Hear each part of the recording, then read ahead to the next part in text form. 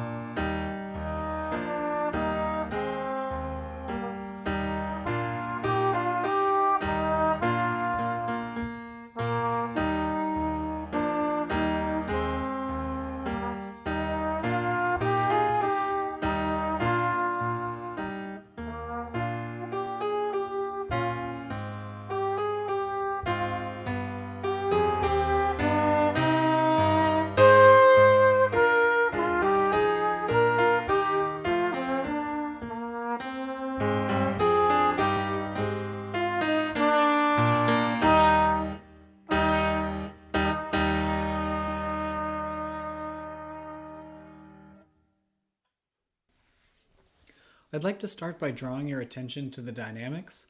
The dynamics really matter in this piece because without it, even if it's correct, it just sounds a little bit flat and boring. So adding in our dynamics and making sure that they're as clear as possible is one of the ways that we can make this exercise sound interesting instead of just boring, and it makes it more fun to play anyway. So if you take a look here, I've highlighted and color-coded our dynamics. We really just have mezzo forte, piano, and forte. And we've got a few crescendos and a few decrescendos as well. And then I actually used color-coded lines to continue them for as long as that dynamic lasts. That's to remind you that the dynamics continue until the next dynamic change, always.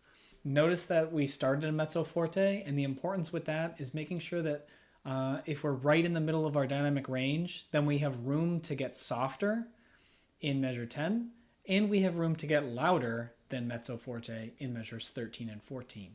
So we have a mezzo forte beginning, a soft section, a forte hit point, back down to mezzo forte, and we start the cycle over. Then at the repeat, we take our second turn at our piano section, followed by our forte hit point.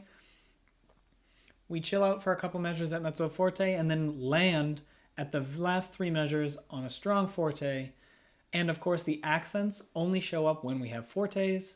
And in this case, it's really just a chance for us to get a little extra oomph out of our forte. The last big topic that I want to discuss and to demonstrate are phrasing and breathing and how they work together. Definitely trust these breath marks.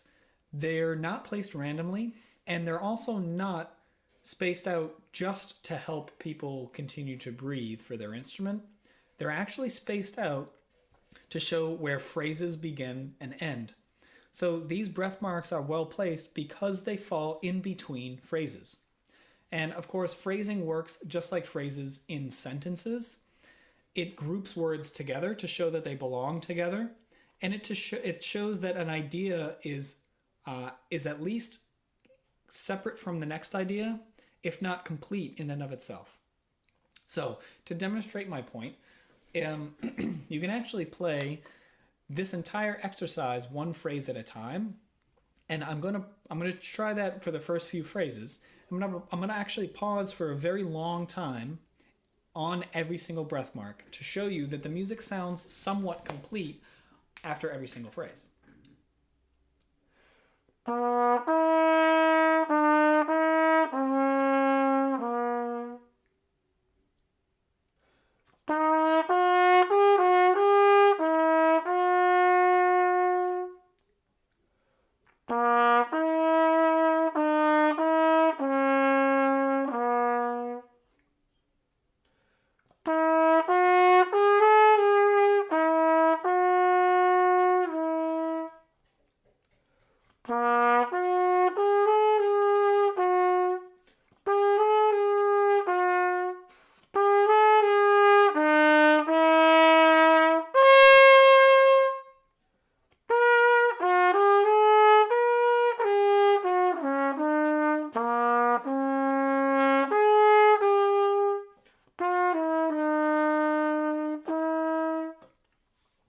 to stop there for now. But by pausing on the breath marks, I can emphasize the fact that the phrases are ending where the breath marks are.